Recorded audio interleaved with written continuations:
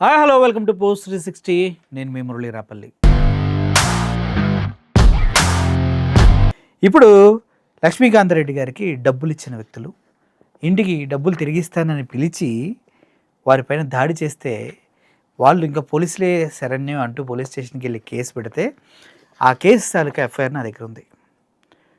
దాంట్లో ఏం రాశారో కూడా క్లియర్గా మీకు మెన్షన్ చేస్తా, మీకు చూపిస్తా. ఇదంతా అదే చేతి వ్రాతతో వీళ్ళు ఇచ్చిన కంప్లైంట్ ఇది. సో ఈ వ్యక్తులనే వాళ్ళు మహబూబ్ నగర్ వీళ్ళు మహబూబ్ నగర్కి చెందిన వ్యక్తులు కాదు, అసలు వాళ్ళతో చుట్టుపక్కల వాళ్ళని ఎవరు తీసుకొచ్చారు అడ్వకేట్ గారు అంటూ చాలా చాలా ఎక్కువ మాట్లాడారు లక్ష్మీకాంత్ రెడ్డి గారు. అరే ఒరే అంటే ఫీల్ అవుతున్నాడని కాదు, కానీ అరే ఒరే అనే టైం ఇంకా ముందు ఉంది. ఓకే, సో సార్ ఏం పేరు సార్? మీ పేరు? మా పేరు పుల్లప్ప సార్. పుల్లప్ప గారు. సార్ మీరు? మా పేరు శంకర్ సార్. శంకర్ గారు. అవును సార్. మీ పేరు? నా పేరు రాకేష్. రాకేష్ గారు. పుల్లప్ప, శంకర్, రాకేష్ గారు, ఈ ముగ్గురు లక్ష్మీకాంత్ రెడ్డి చేతుల్లో ఎంత మోసపోయారంటే మొత్తం కలిపితే దగ్గర దగ్గర 5-6 కోట్ల పైనే. 5-6 కోట్ల పైనే. ఎలా మోసం చేశాడు, ఎలా మాటలు చెప్పాడు అనేది వాళ్ళ మాటలోనే ఉందాం. సార్ పుల్లప్ప గారు చెప్పండి, ఏం జరిగింది, ఎలా మీరు డబ్బులు ఇచ్చారు ఆయనకి? దేవరకదరా మహబూబ్నగర్ డిస్టిక్లో దేవరకదరా అని ఒక మండలం ఉంటుంది. ఆ మండలం కురువాంజీ అని ఒక దోస్తు పరిచయం చేసిండు. ఓకే. ఈయన లక్ష్మీకాంత్ రెడ్డి, మన ఆయనది కొండాపూర్ కాదు, ఇంటి పేరు కొండాపూరు, ముష్టిపల్లి సొంతమూరు. తెలుసు, ముష్టిపల్లి అయింది. ముష్టిపల్లి, కొండాపూర్ కాదు.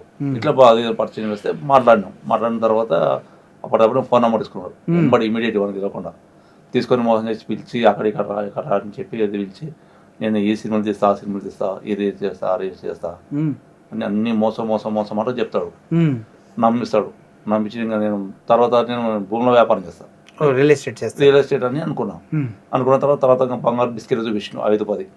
ఓకే, ఆయన చూపించాడు. 10 బిస్కెట్లు చూపించాను నాకు. ఓకే, చూపించి ఒక బిస్కెట్ తీసుకోపో, ఇంత అప్పుడు 53,000 తొల ముందు అప్పుడు. ఓకే, నాకు చూపించినప్పుడు 3-4 సంవత్సరాల క్రితం. ఓకే, చూపించి ఒక బిస్కెట్ తీసుకోపోనా, నేను ఊరు పక్కన మంచి బతుకున్నాను, తలుచుకో, మేము రెడ్డిలము అట్లా ఇట్లా అది అని అన్నాడు. అంటే మంచిగా ఫ్రెండ్ అయింది కదా అని అనుకున్నాను. నేను బిస్కెట్ తీసుకుపోయిన తర్వాత వారం తర్వాత పైసలు అన్నాడు. వారం తర్వాత డబ్బులు ఇచ్చిన. అంటే ఏ రేట్కి ఇస్తాడండి? మార్కెట్ రేట్కి ఇస్తాడు, తక్కువ ఇస్తాడు? మార్కెట్ రేట్ కానీ 20,000 తక్కువ ఇస్తాడు. ఓహో, ఓకే. ఆశ పెట్టాడు. ఆశ పెట్టాక నీకు కిలో కావాల్సి తీసుకోపో, నీకు 53,000 అంటే 53 లక్షల కిలో ఉంది కదా, నీకు 30 లక్షలు నీవు నా వాడవు, ఊరు పక్కడో, నాకు నీకు 9 కిలోమీటర్ గ్యాప్ తీసుకోపో అని అంటాడు. మనం అప్పుడు ఏం చేసినామో ఫైనాన్స్లో ఆడ 3 రూపాయల మితికి, 5 రూపాయల వడ్డీకి, 10 రూపాయల వడ్డీకి తెచ్చి 30 లక్షలు ఇచ్చినాం. కిలో ఇచ్చిండు. కిలో ఇచ్చిన తర్వాత మళ్ళీ లేదన్నా 2 కోటి అన్నాడు. మేము దాన్ని అమ్మేసి అక్కడి దగ్గర అమ్మేసి ఇంకా భూములు కుదబెట్టి అవి తెచ్చి ఇవి తెచ్చి మళ్ళీ నేను రియల్ ఎస్టేట్ చేస్తే ఆ భూములు కూడా అమ్మి మళ్ళీ 1 కోటి చిల్లర ఇచ్చిన. మళ్ళీ కోటి ఇస్తే ఏమన్నాడు, అన్న మీరు నమ్మకం లేదా, మా అమ్మతో వచ్చి మాట్లాడు, మా ఇంటికాడ వచ్చి మాట్లాడండి, మా ఇంటికి వస్తే మీకు నమ్మకం కదా అన్నాడు. వాళ్ళ అమ్మ దగ్గర విన్నాం. వాళ్ళ అమ్మ ఏమంటుంది, బిడ్డ మంచి బిజినెస్ కొని, బిడ్డ ఊరు పక్కన వాళ్ళము మంచి తలుచుకుని, బిడ్డ మీ ఊరు మా ఊరు 7-8 కిలోమీటర్లు. సేమ్ సైబర్ నేరం. తల్లి కూడా ఓకే, తల్లి అంతే, భార్య అంతే, సైబర్ నేరం మొత్తం. ఓకే. ఇక మంచిగా చేసుకుని బిడ్డ వ్యాపారం అంటది. అన్నా నేను హైదరాబాద్ ఉన్నా, మా అమ్మకి ఇచ్చేసిన బిస్కెట్లు రాత్రి వచ్చిన ఇంటికాడ వచ్చి తీసుకోపోయాను. వాళ్ళ అమ్మ బిస్కెట్ ఇచ్చింది. కిలో ఇస్తాను బిస్కెట్ ఇచ్చినామంటే ఇంకా రాలేదు. ఆ బొంబాయికి వెళ్ళి వస్తుండా, ఆ టోల్ గేట్ కాడ పట్టువాడా, ఈ టోల్ గేట్ కాడ డిమాండ్ చేస్తుంటారు. ఇప్పుడు ఇమీడియట్ 20 లక్షలు కావాలి. ఒక మనిషి వస్తాడు, నేను డోకూర్ రాదని దేవరకాలు ఉంటాడు. డోకూర్ రాదని దేవరకాల రాజు. ఓకే. వాళ్ళ చేతి కింద చిన్నగా పనిచేస్తారు వాళ్ళు. మనం 10 లక్షలు ఇచ్చామనుకో, తీసుకుపోయిస్తే అనుకో 50,000 ఇస్తాడు. ఓకే. అవసరానికి వాడుకోవడం వాళ్ళని మంచి ఇస్తే తీసుకురా, మంచి వాళ్ళకి ఏం మ్యాటర్ చెప్పాడు. తీసుకుపోయి వాళ్ళకి 50,000 ఇస్తాడు. వాళ్ళు 50,000 ఇచ్చిన వాళ్ళు ఖుషి పడతారు. వాళ్ళు బీద పరిస్థితి తెలియదు కదా, ఖుషి పడతారు. ఇంకెప్పుడైనా వచ్చినప్పుడు దేవర గారికి వచ్చినప్పుడు ఫుల్ తాపుతాడు, తినబెడతాడు, ఎంజాయ్ చేయాలని 50,000 ఇచ్చేస్తావు 10 మంది కలిసి. వాళ్ళు తిక్కకోడికి వచ్చే మస్తు ఎంజాయ్ చేశారు. మంచి పైసలు కాదు అవి, మస్తు ఎంజాయ్ చేస్తారు, గబాలు కొడతారు. ఇక 10 మంది వెనకడు వెనక 10 మంది ఫోటోలు కొట్టి ఫోజులు ఇస్తాడు. ఇక ఎవరైనా భూమి అమ్ముతాము అని అన్నారనుకో. మీరు వెళ్ళినప్పుడు వాళ్ళ ఇంటి దగ్గర పరిస్థితి ఏంటి సార్? పెద్ద ఇల్లు ఉందా, చిన్న ఇల్లు ఉందా? మామూలు కుటుంబం సార్ వాళ్ళది. మామూలు కుటుంబం. వాళ్ళు ఊర్లో 2 ఎకరాల భూమి. ఇంటి పక్కన ఎవరు నమ్మరు వాళ్ళని. ఒక 5-6 మందిని తాగుతారని పెట్టుకుంటే వెనుకవాడు. ఓకే. ఊర్లకు నెలకోసారి వస్తాడు. అటుపుట్ట దబల పుట్ట అంతా 10 మంది పిలుచుకుంటాడు. ఫోన్ చేస్తాడు, ఆడు చేపలు చేయి, మటన్ చేయి చికెన్ చేయి అని చెప్పి ఆర్డర్ ఇచ్చి ఓ 10-20 మంది మొత్తం తినబెడతాడు, 10,000-20,000 ఖర్చు పెడతాడు, 1,00,000 ఖర్చు పెడతాడు, పెట్టి ఎంజాయ్ వెళ్ళిపోతాడు.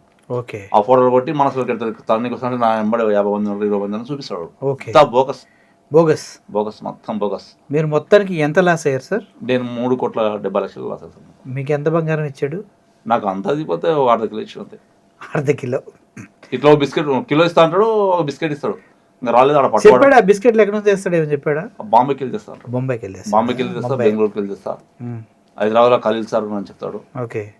మోసం చేస్తాడు. ఓకే. ఒకరోజు 1/2 కిలో రాకేష్కి ఇచ్చిన అని చెప్పిండు. రాకేష్ నాకు కూడా ఇచ్చిన అని అన్నాడు. ఇంకా మళ్ళీ వెళ్ళలేదు మామ నేను వాడుకున్నా అని అన్నాడు. చెప్పమన్నాడు. చెప్పమంటే సరేలే ఇస్తా అంటుండు కదా, ఈయన ఫోర్స్ చేస్తుంటే ఇచ్చిన అని చెప్పన్నా ప్లీజ్, బాగా సతాయిస్తున్నాడు అది అని అంటే సరే ఇచ్చిండిలే అని చెప్పిన. మీ వల్ల కూడా పాపం ఆయన నమ్మకం అంటే మేము అందరం మోసపోయినాము. నేను రెస్టారెంట్ పెట్టిండే ఇక్కడ రాయదుర్గం దగ్గర. మీది మాట్లాడతా సార్, మీది మాట్లాడతా.